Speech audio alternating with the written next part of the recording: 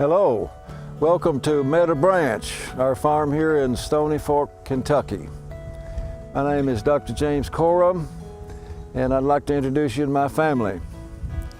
Here's my lovely wife, Joanne, and over here's my son, Dr. Jimmy Coram, and his lovely wife, Mackenzie, and the most important person, the grandchild,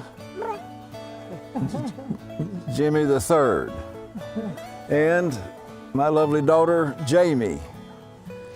So welcome to Meadow Branch.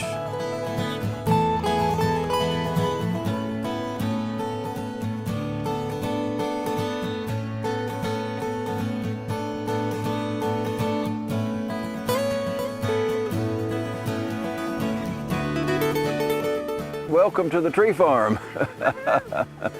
Very fortunate in that we've, because of circumstance, been able to keep the farm in the family from then to date.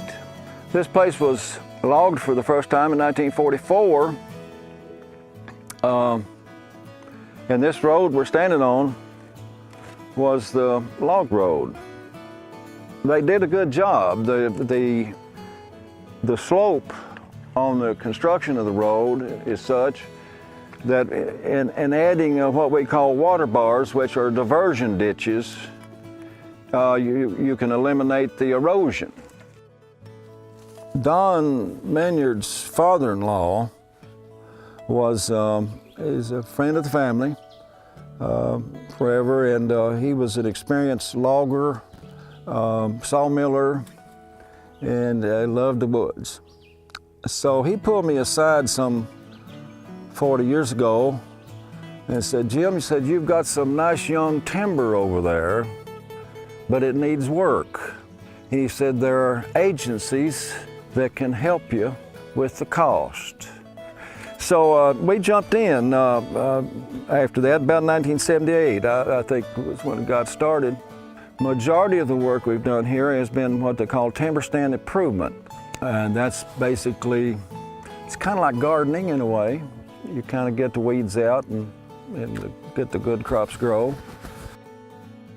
Here on the Bell County property, there's a couple of things that we're doing a little different. We got in the CSP program, and some of the requirements in that required us to build 3 ephemeral ponds. In addition, one thing I'm really excited about is the 2 acres that we planted in pollinators up in the hollow there. And I'm really anxious to see those flowers. We inherited some kudzu. There's not really a lot you can do with it. Controlling it, with helicopters and chemicals is impractical for a number of reasons. And so a friend of mine has been raising goats. He's about a mile up the road, and we kind of sit down there in the summertime and look at that kudzu growing up there on the hill and say, "Man, that's pretty pasture."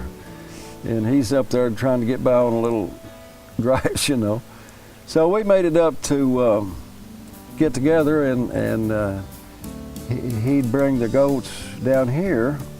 And we did that about 3 years ago, and it's working great. The goats go in the kudzu about this time of year when it gets going, and they keep it clean. But I tell you, the cooperation, I got to tell this about the sweet wife. You talk about supporting the things you're involved in and what you're interested in. There was a time when I believe it was, I had arrived at a point where I wanted to get a small dozer to make trails, fire trails, walking trails. The wife had arrived at the point where she wanted to get new furniture.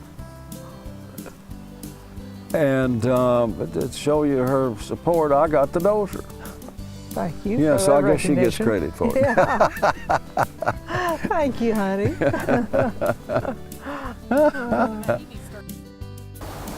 We do hope that the children will be interested, just as interested as Jim and myself, and keeping the land, it certainly will be an asset for them. It's certainly better than living in the city, I think. Early on, it was a major thought is that, it'd be great for the kids and grandkids. That was back before I had a grandchild. That's the first one. But that's clearly an incentive to pass it on, pay it forward.